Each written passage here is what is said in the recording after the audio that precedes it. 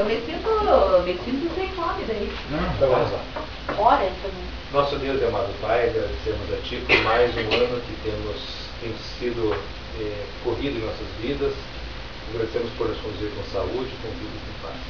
Queremos pedir uma bênção especial sobre as famílias aqui representadas, em nome de Jesus. Amém. Amém. Sandro e o E o Bruno agora senta, chega dele. Eu sou aqui, Aí, aí, é. Aqui que é duro, então, meu bravo.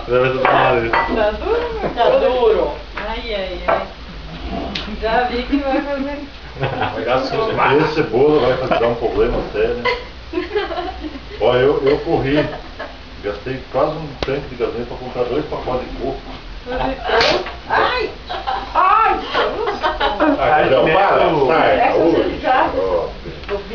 coisa de... Eu conto totalmente, não tá vendo se ela souber, ela que der, deu uma chinelada na blusão.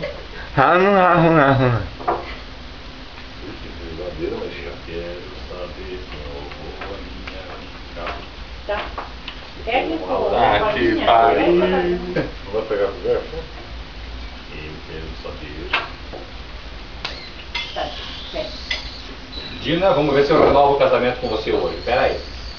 Eu acho bom, não. Dina, mais 25 anos. Ah, é? Pega então. Vou pegar. Imaginou que era coisa de fazer que dava por 25 anos. Faltou o prato? Olha.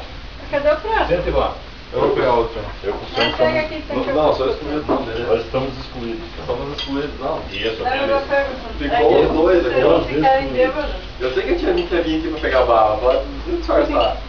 Pegar bala. Já deixou de pegar os diretos. Ai, ai, ai. Se não tivesse vindo pegar bala, você levava todos os pratos. Viu? Eu vim buscar o prato e você me deu as balas. Aí. Os excluídos. Não mesmo. Android, o Eu melhor não sei de dar Santo Android. Meu sinal, por favor. Não, Eu não comi aquele bolo. Não, quero também, você já pôs a mão? Tem. Não fui. Não, não quero. Não quero. Eu quero meu prato Jeep. em álcool, por Não, favor. vocês têm bastante bateria. Deixa eu ver. É a massa, acho que não ficou. Deixa eu ver se aquele coco que eu buscar morreu. Ficou boa, que é que o bolo. Não, a massa não ficou boa, ficou boa assim, ó. Bom, certo, senão a senhora tá só fazendo Vou despeito. fazer um pouco firme, Só né? tá parecendo a avó, não.